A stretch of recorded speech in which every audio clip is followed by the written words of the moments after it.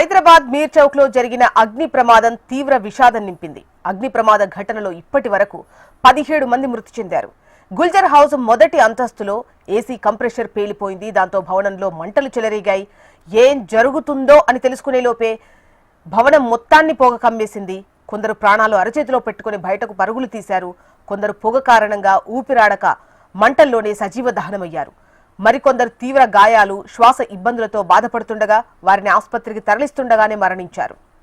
Gulzar house లో ప్రమాదం జరిగిన టైంలో భవనంలో మొత్తం 30 మంది వరకు ఉన్నట్లు తెలుస్తోంది.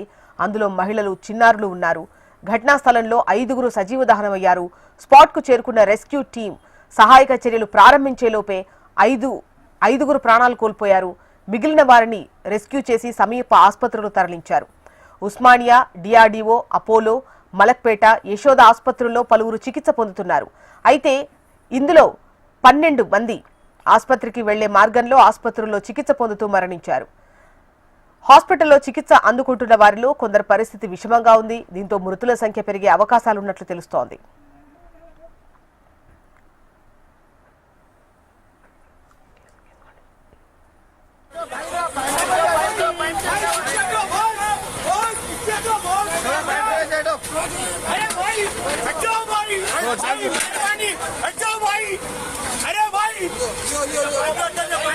लगी है अभी, ये देख सकते हैं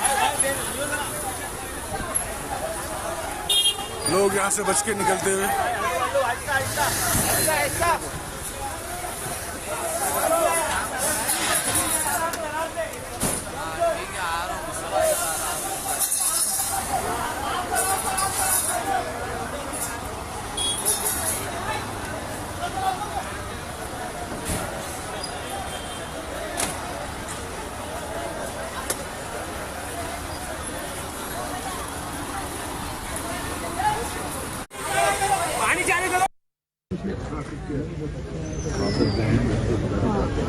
नहीं वो अपन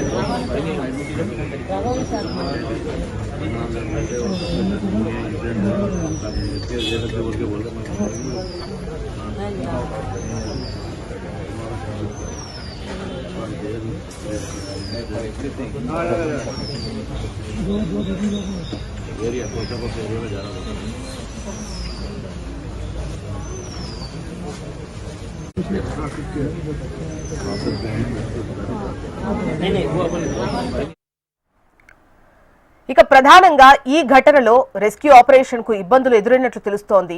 భవనానికి ఫైర్ ఎగ్జిట్ లేకపోవడంతో బాధితులకు బయటపడే ఛాన్స్ లేకుండా పోయింది.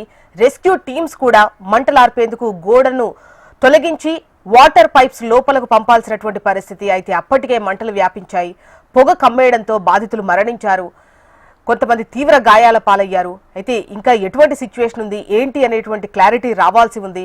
రెస్క్యూ ఆపరేషన్ కొనసాగుతుందా లేదా పూర్తి వివరాలు అందించేందుకు లొకేషన్ లో మన రిపోర్టర్ రామకృష్ణ సిద్ధంగా ఉన్నారు లైవ్ లో.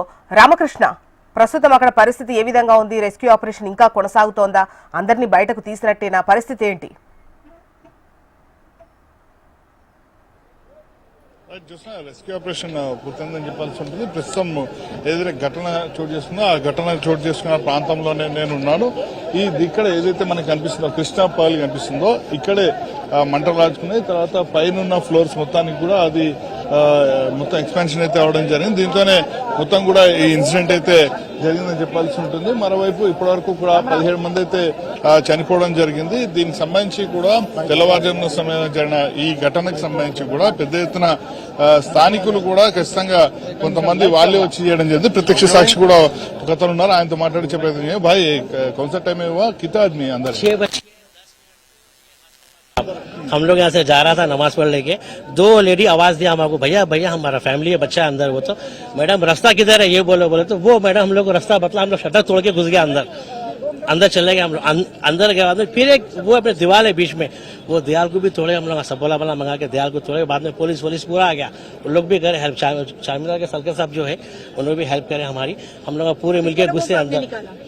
हम लोग 7 जनों को निकाले फर्स्ट फ्लोर पर से, और नीचे 6 थे। जो रूम में से 7 पीपल उसको निकाले, उसमें मासूम बच्चे थे 4। आप कह रहे थे कि एक महिला को आपने देखा, बच्चों को लपेटे? हाँ, पूरा लपट के था ऐसा वो पूरा। हाँ जी, उनके साथ थे, पूरा बच्चा ऐसा कर गया, मुंह में से कब जा रहा था। डेथ हो गया था मैडम। पूरा अंदर कितना आदमी है? टोटल एक रूम में 7 जने थे और नीचे के हिस्से में 6 थे। क्या बाहर आने का रास्ता सिर्फ यही? नहीं, उन लोग चप्पल भी पहना हुआ था, उन लोग कोशिश कर आने के लिए, वो आंच की तरफ से उन लोग दरवाजा अंदर से लॉक कर दिया। ये मतलब प्रॉब्लम हो गया, गलती हो गया लोग का। ये उन लोग कोशिश करा निकलने के लिए, जरूर अगर मुड़ के ऊपर आए तो फर्स्ट फ्लोर पे आ गए थे लोग, ऊपर छत पे आ गए थे लोग, मगर वो कोशिश नाकाम रही उन लोग की। यानी कि पुलिस फायर इंजन कब आया? 7:30 8 o'clock के करीब आया साहब। हाँ, हम लोग तो यहीं था, 1 घंटे के बाद आया वो लोग, 1 घंटे के बाद आया, मगर उन लोग पूरा कोशिश करा, क्योंकि उन लोग भी जा नहीं सक रहा था। वो मास्क भी लगाया, वो ऑक्सीजन भी लगाया, तो अंदर घुस नहीं सक रहे थे क्योंकि धुआं बहुत था साहब। आप कितना आदमी को सेव किया? हम लोग पांच दोस्त थे हम लोग। कितने आदमी को बाहर निकाले? मैं 7 जनों को निकाला साहब बाहर से, मेरे हाथ से निकाला, पूरा स्किन भी उसका लग गया, वो बहुत डैमेज हो गया था सर। మొత్తానికి ఆయన ప్రత్యక్ష సాక్షి 7గురిని ఆయన తీసుకురావడం జరిగింది. ఉదయం నమాజ్ చేసుకుని వస్తున్న సమయంలో వాళ్ళు ఒక్కసారిగా కూడా ఎవరైతే ఇక్కడ లోపల మంటల్లో చిక్కుకున్నారో వాళ్ళైతే రక్షించండి అంటూ కూడా వీళ్ళనైతే ఎవరైతే ప్రత్యక్ష సాక్షి ఇప్పుడు మాట్లాడడం జరిగింది ఆయనైతే పిలవడం జరిగింది. 7:30 సమయంలో మొత్తం రెస్క్యూ టీం సంబంధించిన జరిగింది. వాళ్ళు వచ్చి ఇక్కడ నుంచి కూడా పూర్తి స్థాయిలో అందరినీ కూడా రెస్క్యూ చేసే ప్రయత్నం చేయడం జరిగింది. 17 మంది వరకు కూడా చనిపోవడం అనేది నిజంగా ఒక బాధాకరమైన ఘటనగా చెప్పాల్సి ఉంటుంది. మొత్తం మనం ఒకసారి చూస్తే షాప్స్ అన్ని కూడా ఒకదానికి మొత్తం కూడా లింక్ అయి ఉంది. అంటే ఈ ఘటనకు సంబంధించి వెంటనే రెస్పాండ్ అయ్యారు కాబట్టి ఇక్కడ చాలా మంది కూడా రెస్క్యూ అవడం జరిగింది. లేకపోతే ప్రమాద తీవ్రత ఊహించడానికి కూడా చాలా ఇబ్బందిగా ఉండేది. ఎందుకంటే కింద మొత్తం షాప్స్ ఉన్నాయి, పైన వాళ్ళు రెసిడెన్స్ అనేది పైన మొత్తం కూడా ఉన్నారు. దాదాపుగా ఇక్కడ ఈ ప్రాంతంలో అన్ని షాప్స్ కూడా ఇలాంటి సిచ్యువేషన్ ఉన్నాయి. మొత్తం రౌండ్ అంటే అటు సైడ్ ఇటు సైడ్ రెండు వైపులా ఎటువైపు చూసుకున్నా కూడా రెండు వైపులా కూడా సేమ్ సీన్ మనకి కనిపిస్తుంది. కాబట్టి దీనికి సంబంధించి కూడా పోలీసులు అయితే అందరినీ కూడా రెస్క్యూ చేయడం జరిగింది. ప్రస్తుతం రెస్క్యూ ఆపరేషన్ పూర్తిగా కూడా పూర్తవడం జరిగింది. ఇటు ఫైర్ సేఫ్టీకి సంబంధించిన అధికారులతో పాటు డిఆర్ఎఫ్ బృందాలు కూడా పూర్తి స్థాయి శ్రమించి దాదాపుగా 4 గంటల పాటు శ్రమించి 10 ఫైర్ ఇంజన్లతో పూర్తి స్థాయిలో అందరినీ కూడా వెలికి తీయడం జరిగింది. మరోవైపు అంబులెన్స్ కూడా చూసుకొచ్చి మొత్తం పెద్ద ఎత్తున అంబులెన్స్ కూడా ఏర్పాటు అయితే చేయడం జరిగింది. ఇటు మలక్పేట్ యశోదతో పాటు ఏదైతే డిఆర్డీఓ దగ్గర ఉన్న అపోలో ఆసుపత్రి, అలాగే కేర్ హాస్పిటల్, నాంపల్లి వద్ద ఉన్న కేర్ ఆసుపత్రి, అలాగే ఉస్మానియా ఆసుపత్రికి ఇప్పటికే అందరినీ కూడా తరలించడం జరిగింది. ఎవరైతే చనిపోవడం జరిగిందో వాళ్ళకి సంబంధించిన పూర్తిగా పోస్ట్ మార్టం ప్రక్రియ మొత్తం కూడా పూర్తి చేయడం జరిగింది. అయితే కొద్దిసేపటికి పొన్నం ప్రభాకర్ కూడా రావడం జరిగింది. ఆయన కూడా పూర్తిగా కూడా డీజీ నాగిరెడ్డిని అడిగి వివరాలన్నింటి కూడా అడిగి తెలుసుకోవడం జరిగింది. ప్రమాదం ఏ సమయంలో జరిగింది, ఎలా జరిగింది, రెస్క్యూ ఆపరేషన్ సంబంధించి ఏ విధంగా చేశారు ఏంటనేది, అలాగే ఎవరైతే చనిపోయారో వాళ్ళకి సంబంధించిన బాధిత కుటుంబాలన్నింటినీ కూడా ఖచ్చితంగా ప్రభుత్వం ఆదుకుంటున్నట్టు కూడా చెప్పడం జరిగింది. మరోవైపు కిషన్ రెడ్డి అలాగే స్థానిక ఎమ్మెల్యే కూడా రావడం జరిగింది. వాళ్ళు కూడా పూర్తి స్థాయిలో ఇక్కడ అంతా కూడా పరిశీలించడం జరిగింది. ప్రమాదం ఏ విధంగా జరిగిందని మనం చూసుకుంటే ఒకసారి ఇదే ఎంట్రన్స్, ఇదే ఎగ్జిట్. కాబట్టి ప్రమాదం జరిగినప్పుడు వాళ్ళు ఎటు నుంచి కూడా వెళ్లే పరిస్థితి లేకుండా పోయింది. ఇదే ఎగ్జిట్ గా కూడా ఉంది. ఇప్పుడు ప్రస్తుతం అక్కడ మనం ఒకసారి దగ్గరగా వెళ్ళి చూద్దాం. మొత్తం రెస్క్యూకి సంబంధించి కూడా ఎటు చేయాలని కూడా రెస్క్యూ టీం కూడా ఇబ్బంది పడిన పరిస్థితి ఉంది. ఇక్కడ ఏదైతే కనిపిస్తుందో ఇదే ఎంట్రన్స్ కి సంబంధించి అలాగే ఎగ్జిట్ సంబంధించి రెగ్యులర్ గా ఉంటుంది. కాబట్టి ప్రమాదం జరిగిన తర్వాత ఇక్కడి నుంచి బయటపడడం అనేది ఇబ్బందిగా మారింది. అందుకనే డెత్ రేషియో అనేది కూడా చాలా ఎక్కువగా ఉంది. అధికారులు కూడా ప్రమాద తీవ్రత కారణాలు ఏంటనే పూర్తి వివరాలన్నింటి కూడా సేకరించే పనులు పడ్డారు. పూర్తిగా కూడా ఈ రెస్క్యూ ఆపరేషన్ పూర్తయింది. కాబట్టి ఇప్పుడు ప్రమాదానికి ప్రధాన కారణం ఇటు కేవలం షార్ట్ సర్క్యూట్ అని, లేకపోతే ఏసీకి సంబంధించిన కంప్రెసర్ లీక్ అవడం వల్ల, పేలడం వల్ల ఈ ప్రమాదం జరిగిందనే పూర్తి వివరాలన్నింటి కూడా ఫైర్ సేఫ్టీకి సంబంధించిన అధికారులన్నీ కూడా మొత్తం కూడా దానికి సంబంధించిన నివేదిక సిద్ధమైతే చేయడం జరుగుతుంది. ఇప్పుడే సంబంధించి మొత్తం కూడా ఇటు అధికారులు కావచ్చు అందరూ కూడా రావడం జరిగింది. వచ్చి వాళ్ళు పూర్తి స్థాయిలో అన్నిటి కూడా పరిశీలించడం ఖచ్చితంగా బాధిత కుటుంబాలకు న్యాయం కూడా చేస్తామంటూ కూడా చెప్పడం జరిగింది. ఫైర్ డీజీ నాగిరెడ్డి కూడా రావడం జరిగింది. ఆయన కూడా పరిశీలించి ఇప్పుడే వెళ్ళడం జరిగింది. ప్రత్యక్ష సాక్షి మాటల ప్రకారం అయితే ఉదయం 6:30 సమయానికే ఈ పూర్తి స్థాయి అయితే జరిగిందని చెప్పాల్సి ఉంటుంది. చిన్నారులు కూడా చనిపోవడం అనేది ఖచ్చితంగా బాధాకరమైన ఘటనగా కూడా దీన్ని చెప్పాల్సి ఉంటుంది. చూసినాం. అంటే రామకృష్ణ, ప్రస్తుతం హాస్పిటల్లో ఉన్నటువంటి వాళ్ళ పరిస్థితికి సంబంధించి ఇంకా మృతుల సంఖ్య పెరిగే అవకాశం ఉంది అని అంటున్నారు. ఎంతమంది పరిస్థితి విషమంగా ఉంది, డాక్టర్స్ ఏమంటున్నారు, దీనికి సంబంధించి డీటెయిల్స్ ఎలా ఉన్నాయి? రైట్. అయితే చూసినా ఖచ్చితంగా ఇప్పటికీ దాదాపుగా లోపల 30 మంది వరకు కూడా ఉన్నారు. వాళ్ళందరినీ కూడా రెస్క్యూ చేయడం జరిగింది. అందులో ఇప్పుడు అధికారికంగా కూడా తెలిసిన సమాచారం మేరకు 17 మంది చనిపోవడం జరిగింది. మిగతా వాళ్ళ విషయానికి సంబంధించి కూడా అందరూ కూడా గాయపడ్డారు. గాయపడిన వాళ్ళందరినీ కూడా ఆసుపత్రికి తరలించిన సమయంలో వాళ్ళు కూడా కొంతమంది పరిస్థితి కొంత విషమంగానే ఉన్నట్టు తెలుస్తుంది. ఎందుకంటే చాలా మంది కూడా కాలిపోవడం జరిగింది కాబట్టి కాలిన గాయాలతో ఉన్నారు కాబట్టి దీనికి సంబంధించిన ఇంజ్యూర్ పర్సంటేజ్ కూడా చాలా ఎక్కువగా ఉంది.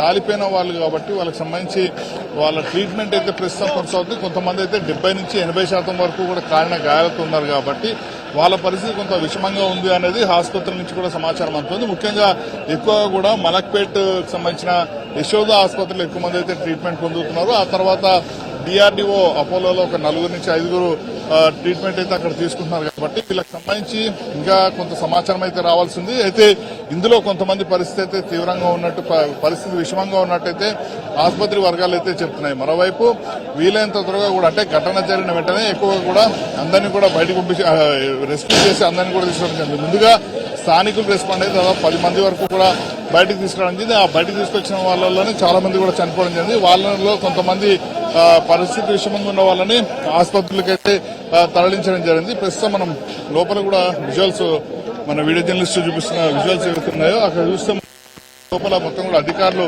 పూర్తి స్థాయిలో అక్కడ ఏం జరిగింది ఏంటనేది తెలుసుకునే ప్రయత్నంతో పాటు లోపల మొత్తం కూడా షట్టర్ మామూలుగా నైట్ టైం కాబట్టి షట్టర్ క్లోజ్ చేసి ఉంటుంది కాబట్టి ప్రమాదం ఎర్లీ మార్నింగ్ సమయంలో జరిగింది కాబట్టి ఆ షట్టర్ నుంచి బయటికి రావడం అనేది చాలా ఇబ్బందితో కూడుకున్న పరిస్థితి.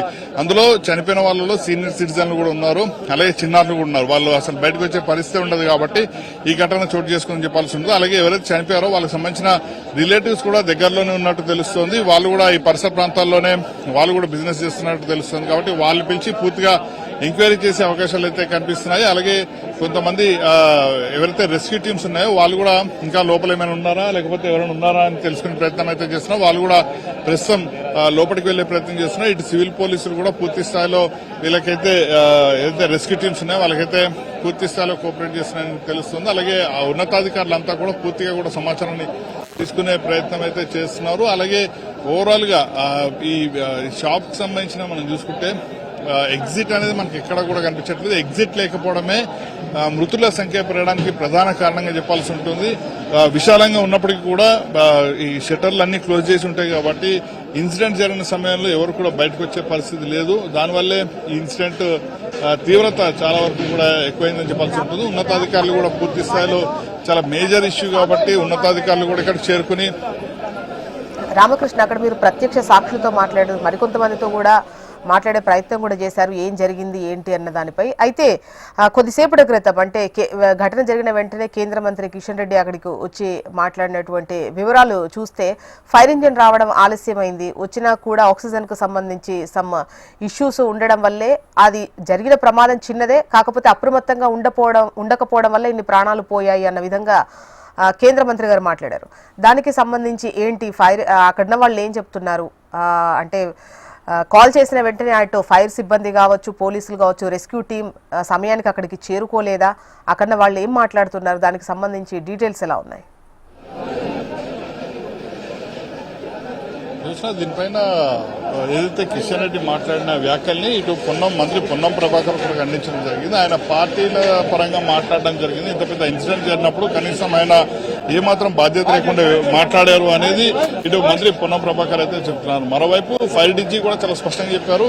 ఇన్సిడెంట్ అయిన వెంటనే సమాచారం అందుకున్న వెంటనే పూర్తి స్థాయిలో అక్కడి నుంచి అయితే బయటికి రావడం ఇక్కడ ఏదైతే దగ్గరలో ఉన్న ఫైర్ ఇంజన్ ఉంటే వాటిని వెంటనే ఇక్కడ పిలిపించడం జరిగింది. అలాగే వీటితో పాటు సిటీలో ఉన్న ఫైర్ ఇంజన్లు ఏవైతున్నాయో వాటన్నిటిని కూడా వెంటనే పిలిపించడం జరిగింది. కాబట్టి ఈ ఇన్సిడెంట్ సంబంధించి ఎట్టి పరిస్థితుల్లోనూ ఈ విధంగా జరిగే అవకాశమే లేదు అనేది వాళ్ళైతే చెప్తున్నారు. మరోవైపు దీనికి సంబంధించిన ఓవరాల్ ఇష్యూలో ఇంతకుముందు ఎవరైతే ప్రత్యక్ష సాక్షి ఉన్నారో ప్రత్యక్ష సాక్షి కూడా ఈ విషయాన్ని అయితే ధృవీకరించడం జరిగింది.